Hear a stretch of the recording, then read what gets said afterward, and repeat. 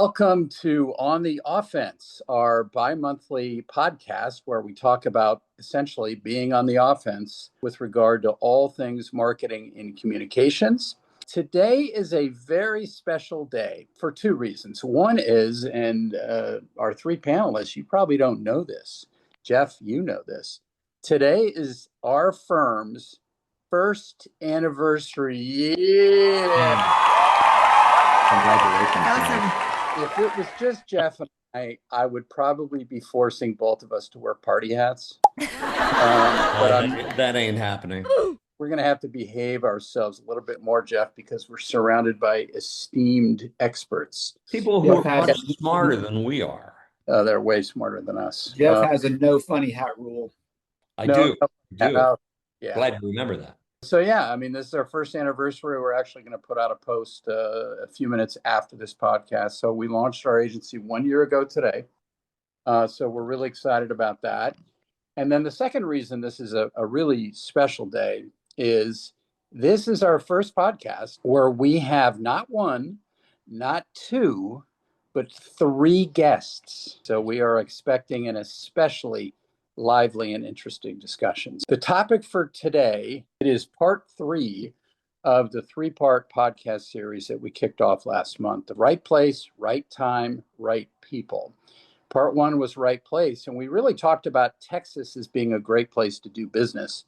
And by the way, not coincidentally, all 3 of our panelists today are based in Texas. In fact, all based here in Dallas. It is a great place to do business. I'm singing to the choir with these faces. But that's what we talked about in terms of right place. When we focused for part 2, we did right time. And that's the podcast a couple of weeks ago where we talked about now being a really, really good time in our view to be with a smaller agency as opposed to a larger agency. And, you see the headlines almost every day, there's a new one. And it just seems to us that the apple cart of larger agencies is pretty much upside down right now, if not at least very much sideways. We feel like this is the right time to be in a smaller agency.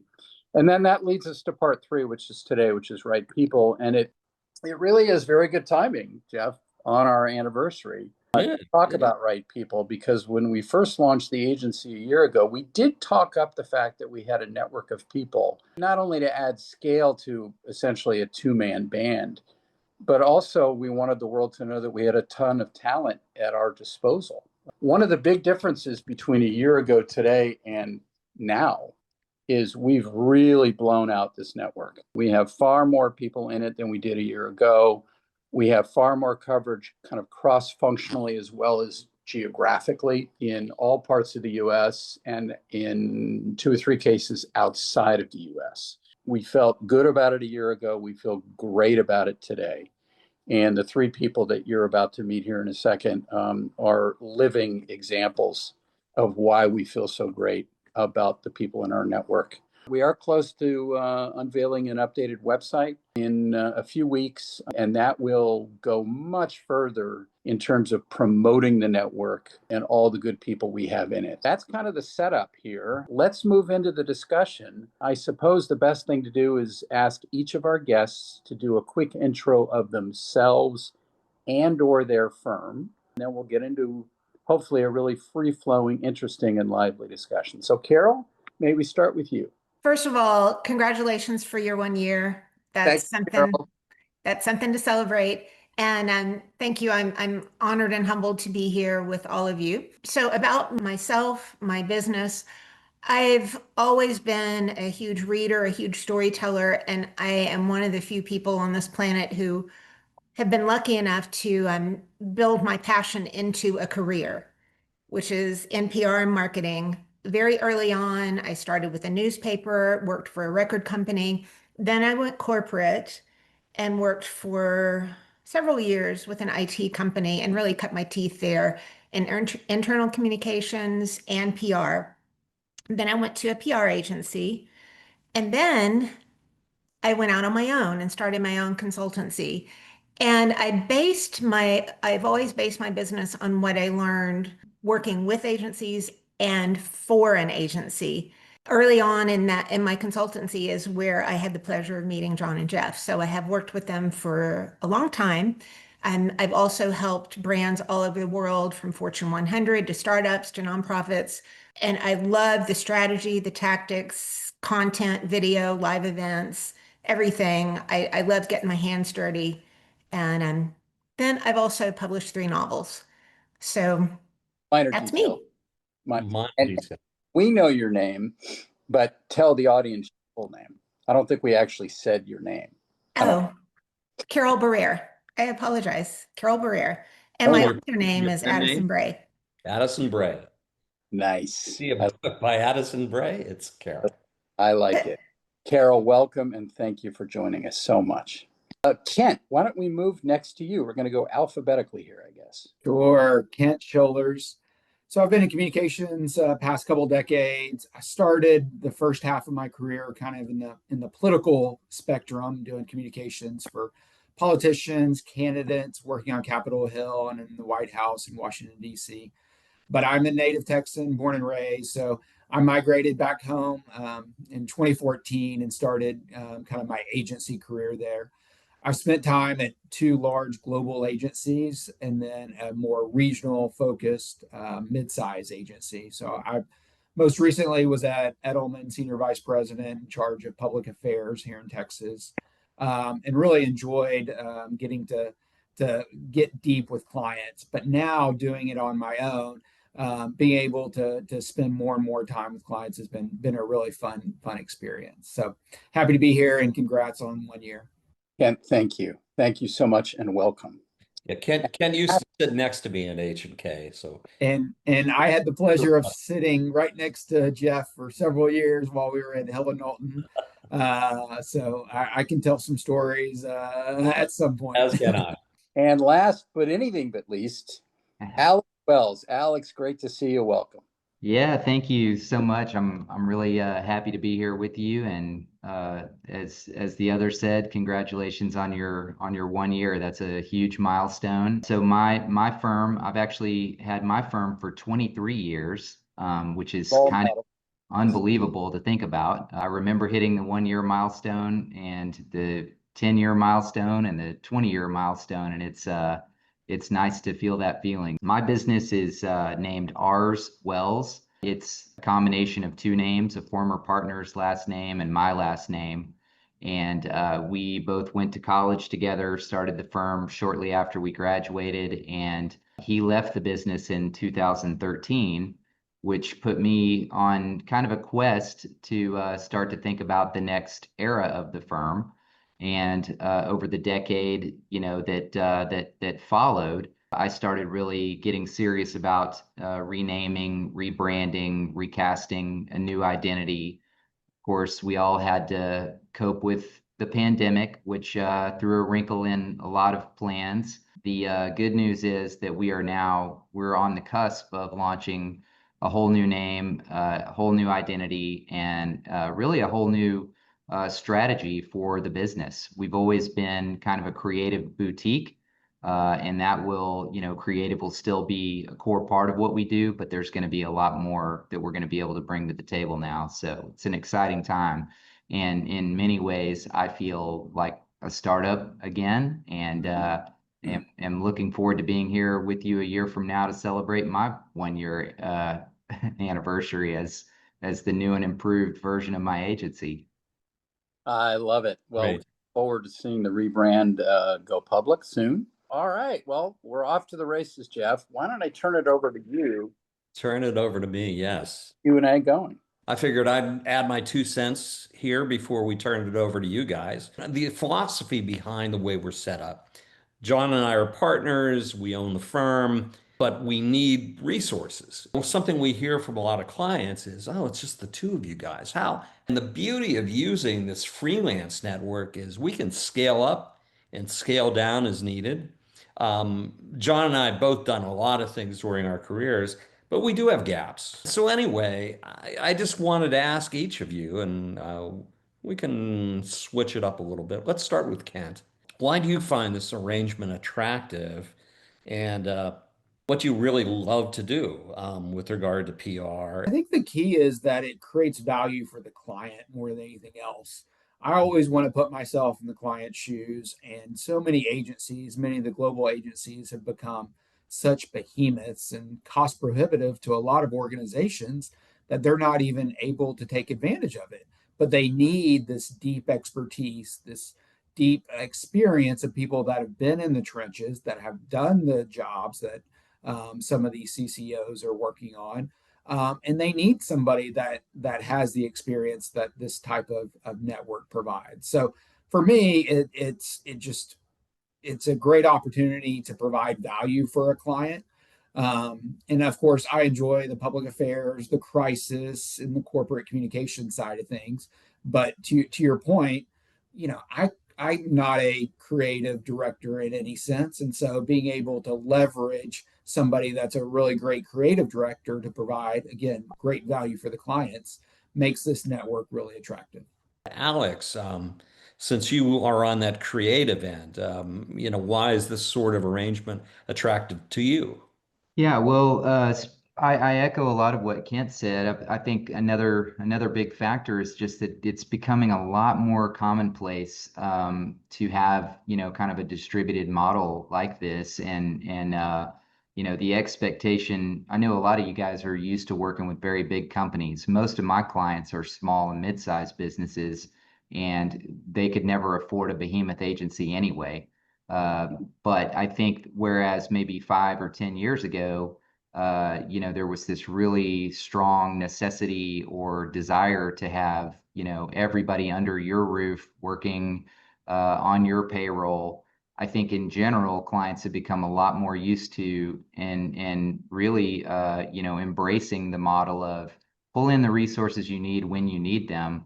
And as long as it's steered by somebody that's got that expertise and that strategic cap that can integrate that, then, it works. And that's obviously been pretty central to how we've operated even before that was, really the common model, because we hire specialists in video or animation or illustrators or things like that to complement our workforce in the creative space. But overall, I mean, I think it's just like you guys have wisely done, connecting with the right people that have the skill sets that you need to plug in and support your client with whatever is needed based on any given situation. And they too appreciate that model. Let me turn it over to Carol, who is our most recent addition to our team, and a great asset. She worked for us at EDS for a long time, and she's been off on her own doing great things ever since. Yeah, thank you. Kent and Alex, you guys covered most of the things that I also agree with. But the where we are, where we as professionals and our clients and the world is today, it's all about trust. And on day one, when I went out on my own, I made a decision that I was going to work with a network of people and not hire employees. So from day one, I have believed in this model. I just never formalized it, and I applaud you guys for doing that. So, again, working with Jeff and John, they're professionals that I know and trust, great reputations, really nice people. And, that's what clients need as well. They want to build a relationship with a group of professionals that they can trust, that they can hand a project over and expect to get results. And then, to kind of build on that, there's something that I've learned, and I went out on my own in the 2000s. And so I've seen so many ups and downs in the economy and have learned how the economy really impacts our business. And this network model works really well. For example, when the economy's booming, companies, nonprofits are so busy that they need to expand their teams to be able to get the work done. When the economy slows down and they get a little more conservative, maybe have layoffs, the reality is the work doesn't go away. So that's when they end up pulling in, agencies and corporations pull in people like us to be able to carry the weight because they don't want to add the headcount. And if you guys will allow me to make a prediction, this AI economy that we are in, Mhm. my prediction is that companies are cutting staff. There's a lot of companies that have said we're now AI first, but I don't believe that work is going to go away. And I also think that companies are not going to get the quality of work and the results that they hope to get if they depend on AI as much as they think they can. So I think that's also an opportunity for us to come in from strategy to tactics if they need someone to do strategy or, manage a project, whatever, something that AI can't do. So we can come back to this in a year or so and see if my prediction comes true. No, that's actually very good. I was actually at a seminar the other day where the speaker who specializes in AI said, AI is not going to replace that many people. It's going to replace people who aren't AI literate. And that's kind of the way I'm looking at it right now. And some great opportunities, but also, there's some things we need to keep our eye on, depending on how intelligent artificial intelligence gets. So thank you, Carol. Sure. I might just piggyback on that and ask about AI. To what extent do you all leverage AI in serving clients? I mean, we all talk about, oh, AI is coming and it's going to take our jobs or not. But that sometimes I find these articles and discussions, they're forward looking, but they don't always imply strongly enough that we're already using it, right? I mean, I remember, I can think back to one company I was in where I arrived as the new leader of the department, and they were already using AI to do certain things, but they were afraid to tell me. I stumbled upon it a few months later, and I said, "Why didn't you tell me earlier? I think it's great that you're doing that." And they said, "Well, we didn't want you to think that we wanted you to think we were doing it all ourselves. We didn't want you to think, oh, well, a computer can do it now. You can get rid of some of us." I said, "No, more power to you in using it because there's plenty of other work. I mean, it just means if you can save 10% here, well, we need 10% over there, right?" So that's a little bit of an aside from my question. I mean, to what extent do you use AI in serving clients? Is it helpful? Is it not helpful? Is it as great as everybody says? What do you guys think? Yeah, I'll kick it off. I use it quite a bit, primarily on the front end of when I'm working on projects. That brainstorming start of the project is really where I find a lot of value in it. And it makes sure that I'm being comprehensive when I'm putting together communications plans or what have you, or when I'm creating a media list. If it's an industry I haven't dealt with in a while, I'll forget, like, is that automotive news or is that car and driver? And it will pick up that, oh, yeah, you need to include this in your media list or what have you. So I use it a lot on the front end, on that brainstorming, making sure I'm covering all my bases and what have you. I do, to your point, I do notice the language is just a little bit off when I get something back from them. So I'm always editing, I'm always working on it. And I did read an article today that was kind of a thought leadership from a benchmarking organization in our industry, talking about what the future state of AI might look like. And it was talking about all the things that AI could be doing in the background while you're doing something else. But it's the input that you're providing to AI that is really critical in getting an output product that you need. And so this article I was reading was talking about, sure, you can put your company's style guide into it to make sure it maintains, brand guidelines or what have you.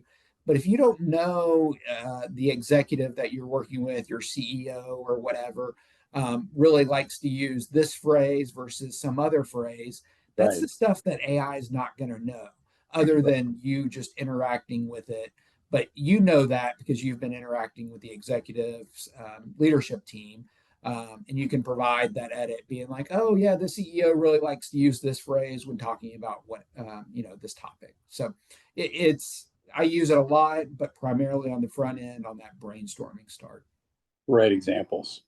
To build on what you just said, I'm wondering, and I have a feeling that AI is going to get better at, for example, writing in a certain executive's voice, especially if they have a lot to work from. So I think that's something that AI is going to get better at, but I just hope and pray that the human doesn't get out of being involved with it and leading the AI.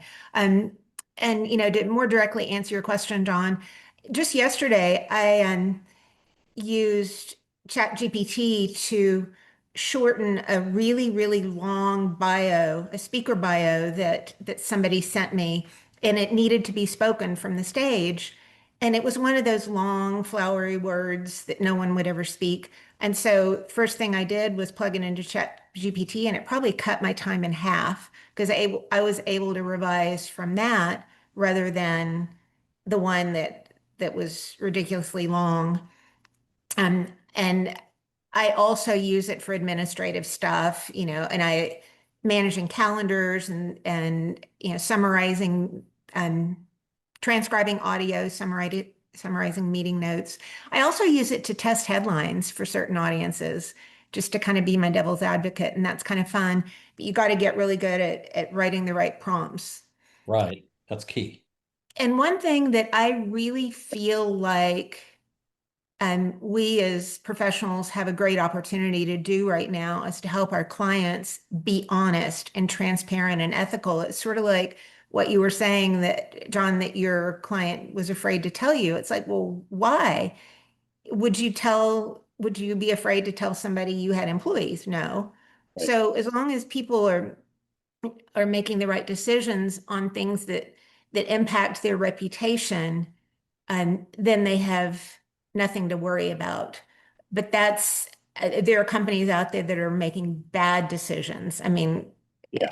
it's scary to think what technology can do. It's also very exciting because I think we have a real opportunity to influence it. 100%. 100%. Alex, you're our creative guy here. In my one of my advertising classes, just this past semester that I teach at UNT, we did an exercise one day. We'll create an ad with AI, and we did that. And the stuff that the students came up with was pretty darn good. But if you really started to look at it, the people looked a little weird. There were these weird spots in their skin. Like if you really looked at it, you could tell. Their hands look a little weird too. Yeah, just wasn't real. Now, it can be very good for brainstorming purposes and things like that for sure, but it's easy to poke holes in it when you really look at it. I mean, what do you think of that? How do you use it for your clients? Well, first of all, I mean, I agree with that. I think in terms of practical applications for creativity is not, reliable enough yet to be completely dependent upon. But I will say that it's going to get, as we've said, it's going to get better and better and better. And, Carol said something earlier about the most important thing is trust. And as these tools start to earn our trust and our clients' trust, then they will become the way. And I went through kind of an existential bout of, the world is going to end, I'm going to be out of a job. And then I just started realizing, well, then the only opportunity we have and the smartest and best use of my time and resources is to engineer the future of my agency, with AI being a critical component of that. And that's what we're doing. We use it extensively for research, concept development, content development. Obviously everything is verified and checked and polished by humans, but it's central to what we do now. It will continue to be more and more a part of what we do. And I think that the big opportunity for agencies and networks such as what you're building is, people who can not only use these tools to create, but that can help clients use them responsibly and wisely.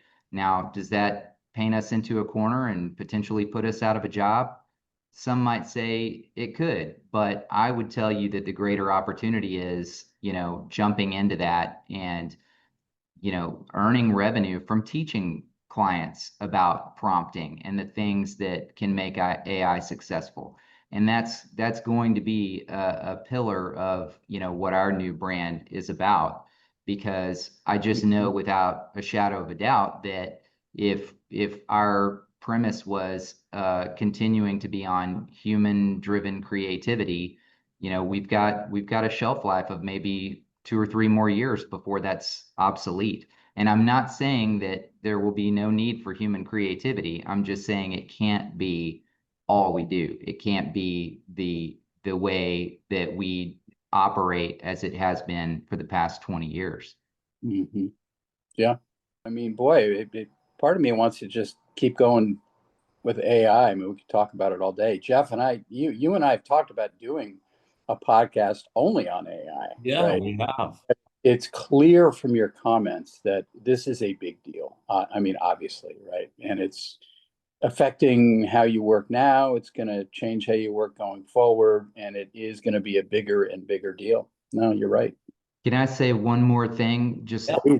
and this is a plug for something I have no stake in whatsoever, but I've read a book that really transformed my thinking on this. I would recommend it to you all. It's called How to Think About AI.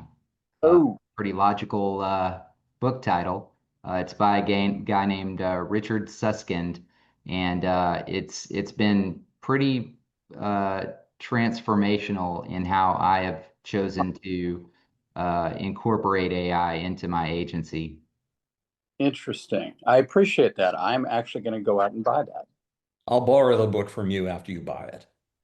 There you go. And I was online looking at some of these deep fakes, and just in the course of 6 weeks, I mean, these things are getting better and better and better. So think about the next election cycle, how that could be used, how people could be recreated in a cyber version of themselves with an entirely different dialogue of things they're saying that, probably would horrify them. I'm personally quite concerned about this whole conversation about deep fakes. And I think, Carol, it goes to your point about trust and how do you build that sort of trusted relationship with the consumer, with your customer, with your audience, that they know what you're putting out is accurate. I think it was an article about Blake Shelton, the country singer, who had a deep fake that went viral on Facebook that he was handing out water in the flooding in the Texas Hill Country, and he was nowhere near there. But that was what went viral, and it looked very real, like he was giving out water. And he had to let people know that that was not actually him, that someone had created this virtual image of him being at a place he never was. But I think, again, it goes to we've got to do something to recreate and maintain that trusted relationship with our audience. And the news media just isn't going to do it in the future. They've lost the trust of large swaths of audiences. And so, what is a corporation? What is an organization? What does an executive do to maintain that trusted relationship with its audience? Because once you lose that trust, you're in deep, deep trouble. No question about it. And you feel bad for Blake Shelton in a case like that because the deep fake was showing him doing something good. Good. Right. Right. And he had to say, well, I'm not as good as you think I am. Right. It's not like deep fake was of him doing something bad. I mean, so, he has to, I don't know. The whole thing is just, yeah, you're right. It is concerning. It's very concerning. And Ken, you're right. Trust is everything. When I was doing media relations, you'd have your AP, you'd have your Dallas Morning News, you'd have your whatever local reporters, and you'd have beat reporters. You'd have 5 of them you needed to get to know, and you formed a deep relationship, and you could go back and forth, and they knew who you were, they trusted you. How can you do that now? They're all national publications or international, and there's nobody assigned to clients first in Plano. And so that creates a problem. The cold call is the most horrible thing that any of us have to Maybe do. that should be our next goal, Jeff, that we're going to get so big that somebody's going to have to assign a reporter to cover us. What do you think? I think that's a great goal. Going back to something that Kent said that and back to the whole trust thing, I read something, I think it was from Reagan, and it was a different take on, one thing that I learned in my years of consulting is, to be successful, I can't just focus on my client and building trust with my client. I have to look further than that. I have to look at my clients, at their audiences. But a different take on that this article talked about, since journalists have lost so much trust from the public, that's an opportunity for us to help journalists regain that trust if we can. And if we think not necessarily of targeting our clients' messages to the journalist, but to the journalists' audiences. And I'd never really taken it that far. And I think that's kind of like, well, of course you do that, but I think it's even more important now because trust is so low amongst the news media these days. The stat that Jeff and I have used I think on a prior podcast, 31% is the trust level of media in general. Now you can carve that up and you're going to find different numbers, but 31% in general. I think that's of the mainstream media. Think about that. And the number 31% is in the and that's right where politicians and lawyers are, right? Wow. This is a historic low. That could also be a whole separate podcast. But no, trust is huge when it comes to stuff like this. So we're talking about things changing, right? Talk to us and talk to our audience, if you will, about what are your views about, I referred to my UNT class, and the way I often describe it to the students is, you got paid media, you got owned media, you got earned media, right? And how are those different types of media changing? How is paid media changing, advertising and other things? How is owned media changing? Obviously, social, deep fakes, right? And then earned media. You talk about earned media. Okay, well, nobody trusts journalists anymore. But then you also see different surveys that say that at least if a story comes out in a certain publication, it's more trusted than anything else, right? So you're not quite sure what to think. Let's kind of have an open discussion about that. How are all these various types of media evolving? Well, I can speak maybe a little bit from the standpoint of a person who doesn't come as much from your world, because I think most everybody on this call is from the earned media background, and that's never been an area that we've played extensively in. We started, as you know, as a creative boutique, and paid media was pretty much all we did. Then, and as we got into the digital era, the owned media with website content, social media became a big focus. And I think that, my observation has just been that there's just been a continual sort of breakdown of the walls between those categories. And I don't know how scientific this is, but I can just tell you that with a client now, a new client, my approach would be to kind of think above all of those things and think about the core objectives, the core brand message, the core brand strategy, and then figure out, how to use all those channels collectively. Now, that is, in a way, no different than what we have always known is a good approach, but I think it just now seems to bleed more across these, traditional dividers that that it once was. So I don't know that that's a really great answer, but my observation is just really that paid media, earned media, and owned media are all really ways of communication now that are equally important and tie together a thread that makes, you know, the whole organization stronger. Well, that's one of the reasons we like this idea of having a network, right? Mm-hmm. Wouldn't it be nice from a client perspective if you can get it all from one place, right? And you may not be, when I say one place, I mean a place that has organizationally disconnected pieces, but it's still funneled into the client through, in our case, it could be through us, and we can bring to them, you know, here's some paid media, here's some owned, here's some, you know, etc. Right? Carol and Kent, what do you think about all that? The one thing that comes to my mind about owned media is I think our opportunity is to treat owned media like the news media would treat their publication. For example, if Hmm. and it's very similar to what Alex was saying. If you plan what you're going to communicate and how you're going to communicate it to reach certain audiences, you know, those things haven't changed over the time. What's changing is the media itself and then how we create it.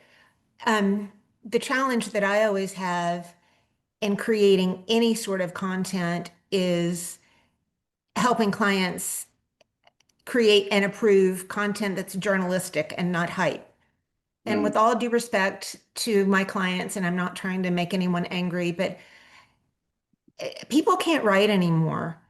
And whether it's a video script or a speech or a brochure or, you know, whatever it is, the writing that I see out there is just shameful. I almost wish they would use AI to do it. I think it might be better. But those are, to me, the kinds of things that we can help with. And I've never been a big fan of paid editorial. I would much rather see a client spend money on advertising or, in today's terms, spend time boosting social posts to get your thought leadership out there, to get your really cool video that you did and that launching your new product, whatever it is, spending the money to distribute owned media rather than paying for editorial to me is gold. Yeah, I'll kind of add on to that, Carol, because you know the state of the media and the business of the news media is so poor right now. There's so much more of that sponsored content opportunities, and I'm seeing more and more of, you know, traditional editorial opportunities being framed in more of a sponsored content, a paid opportunity. So that Yeah. um, that wall between the editorial and the advertising is quickly kind of dissipating and kind of falling by the wayside. I do think that the own side, and this is part of the conversation that we've had, is more and more important than ever. Because through the own side, you go directly to your audience. And that's been kind of one of my mantras the past few months is go direct your audience. And so through those own channels, if you create, to your point, Carol, kind of that newsroom model where you're providing value to the audience, you're having an editorial mindset, but utilizing the organization's website to get information that's helpful to the audience, they start to again build that trust, and you create an opportunity to create a newsroom where people are coming to your website and getting content that's valuable. So it's not just an ad for your product or whatever. It's, you know, why you want to be using your product or why it's creating value within the audience's life. Yeah, that makes a lot of sense. And if I think about things we've all been involved with, John and I, John's former firm, I won't use the name, but they did a security index that they put out every year, and it was real statistics. Unison. What's that? You can say the name. Okay, Unisys. It was Unisys. And we did a press conference in DC, you know, getting people to be there for the unveiling of these stats. And that worked out great, but it also had really good third-party credibility. So it was kind of a mixture of paid media plus real stuff. And I think if you can add that real stuff That makes a big difference. Well, I mean, it certainly is, just kind of mind blowing to think about how, to Carol's point, you can write a post on an owned channel, hit a button to make it a paid channel, and it can get picked up by somebody that makes it an earned channel. So, great. Good the point. content has more, substantive content has more power than it used to, almost, in that regard. No, It sounds to that's me like the most important thing is the quality of the content, because to your point, Alex, it can be all three, right? And I suppose that's never really changed. I mean, has it? Hasn't it always been about the quality of the content? It's just the distribution channels are different. I completely agree with you, John. And to me, you've absolutely hit the nail on the head that the goal has never changed. Um, the goal is to get the story out, and it needs to be clear and honest and told in ways that resonate with the audience. Yeah. I mean, argue with that. Was that different 25 years ago? No, no. And I no. don't think it'll be different. Hopefully, it won't be different in 25 years, but I'm fearful that people won't care anymore. Oh gosh. Well, and you bring up the poor writing skills. So Jeff and I had lunch with a ex journalist, award-winning journalist, ex agency person yesterday, and he was talking about the poor writing skills Yeah. of some people that he had come across, and these were people who wanted to do this for a living, right? These aren't math majors. That's not fair to math majors, but you know what I mean. These are people who have been educated Yeah. in writing related subjects and are wanting to get into a communications related job, and they can't write. Oh, absolutely.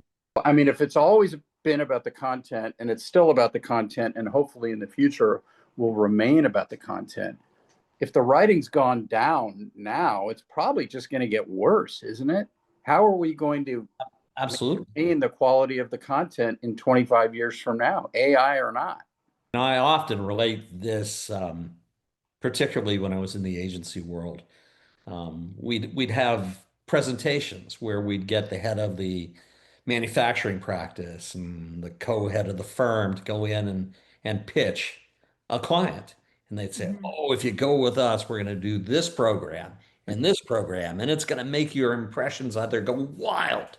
And we'll put our best minds on it." And then you sign them up, and not to denigrate these people, but I know at one agency I was at, and Kent knows this too, the vast majority of people were 26 to 28-year-old people coming out of school who had never had another job. And while they worked hard and viewed it as an opportunity, they didn't have the connections to fulfill the projects. And instead of having these guys who are billing, $400, $500, $600 an hour, you've got these people billing very low, but we're making a huge profit margin off of them.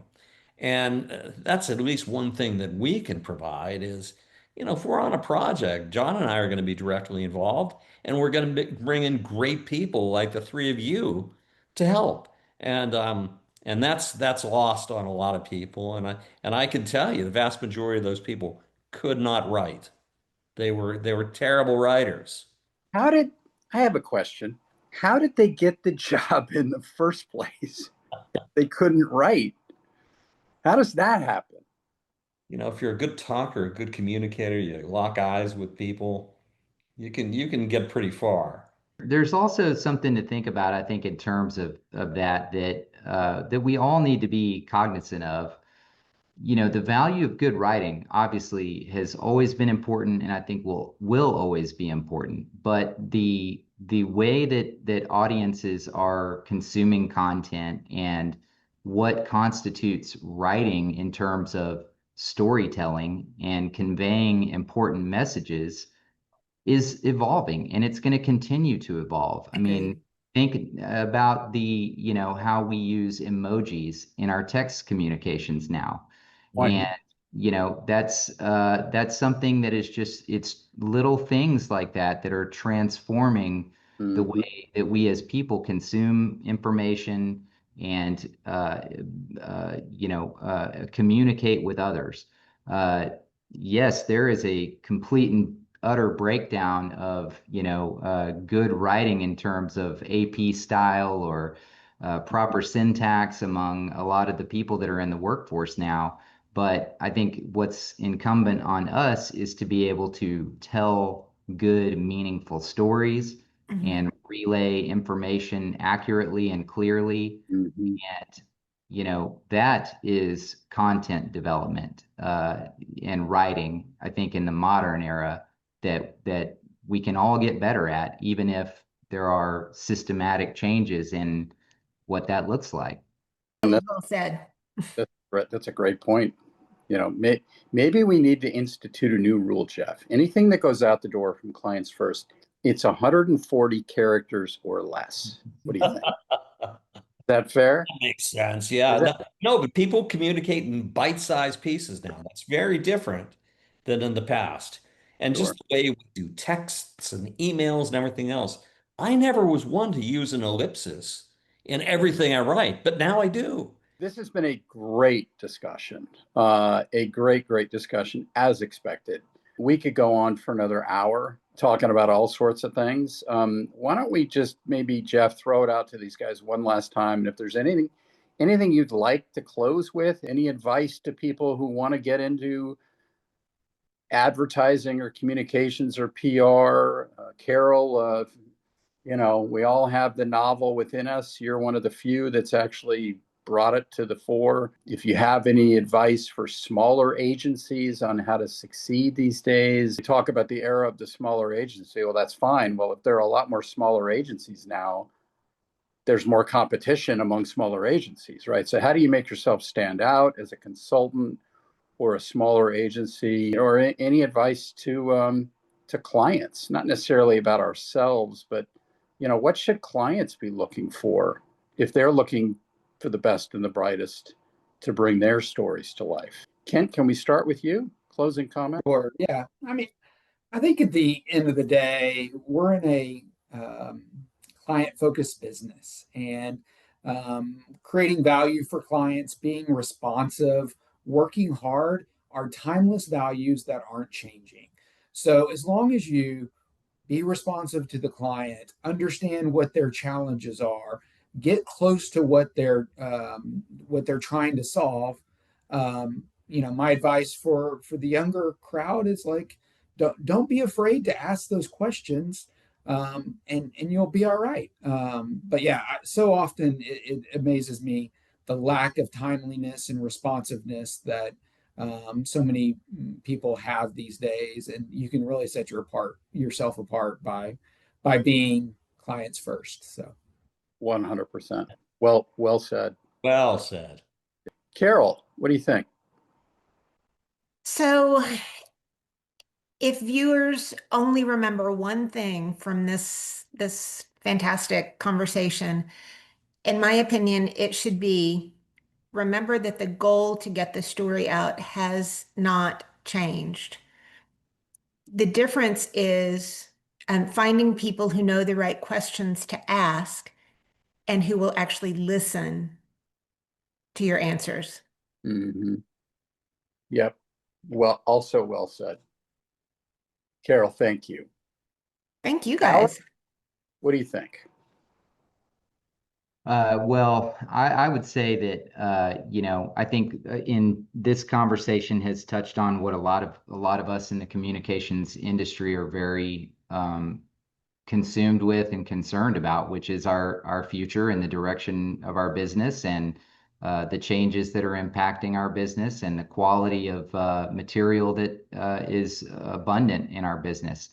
And I think that the most important thing for us to remember, because I'm fairly certain that all of us on this call are over the age of 40, and it's easy for us to sometimes feel like we're diminishing We're not. We need to find new and innovative ways to deliver value to our clients. We need to continue doing the things that we do very well. We need to be proud of what we do and continue to trumpet that. And that's exactly what you guys are doing through this podcast. And I applaud you for it because that's the advice I would give to an emerging agency is that, you gotta be out there. You gotta be vocal. I failed to do that, and we're paying the price for that now. So in our next iteration of my company, I'm going to do a much better job of that. But the business is changing. It will continue to change. But I think as long as we can demonstrate that we are adding value, that we're telling great stories, that we're moving the needle and performing, then there's always going to be a place for us, and hopefully technology will just enhance that. Very well said. Alex, thank you. Thank you, all three of you, individually and collectively. Fantastic discussion. We are beyond proud not only to have you on this podcast, but to have you as partners in our network. We really, really appreciate it. And for any of you wondering, you can see for yourselves, right? I mean, these are smart people. The word trust, Carol, kudos to you for being the one to bring it up. We all kind of jumped on the incredible importance of that. So thank you all very, very much. Jeff, you want to close it down? Yeah, I'll close it down. And again, thank you to the three of you. You've given me further faith in our model that we've set up because obviously you're articulate, you've been around the block a few times, and you bring a lot of wisdom to clients. So thank you for that. This is the self-promotional part of our broadcast, the ending salvo. And please, if you need anything from the marketing or PR end, give us a ring. Go to our website and please, view all of our stuff on all the different social channels. We're every place. We're on LinkedIn. You can see us on Instagram. You can see us on YouTube. We're all over the place. So please go and visit us there. Like us, subscribe to us, and have a great day. Happy birthday to us. Happy birthday, happy anniversary to us. Happy birthday. See y'all later. Thanks.